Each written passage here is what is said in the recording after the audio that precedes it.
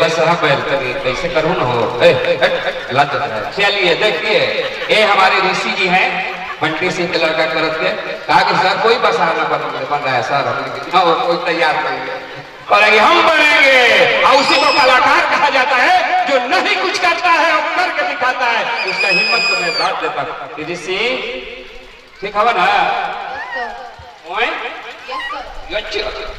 ये हमारी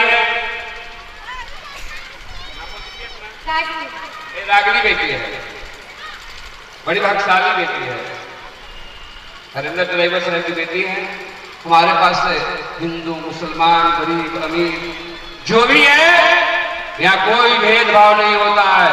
हमने उन्हें कहा गार्जियन को मैं दाद देता हूँ कि यदि शिक्षक आपके बच्चे को कुछ डांट दे मार दे तो शिक्षक को आप जवाब मत दीजिएगा नहीं तो शिक्षक का दिल टूट जाएगा और उसी दिन से आपके बच्चा को पता रहता है। सियानी सियानी बच्चियां हमारे बताए पहले अगर पटेल सर मैडम का नाम आता है तो जैसे पटेल सर मैडम सर है जाओ लेकिन विश्वास तो मैं विश्वासघात नहीं करता। जितनी बेटियां हैं वो हमारी बेटियां हैं है ना बेटी बोलो जोर से पीछे से भी बोलो।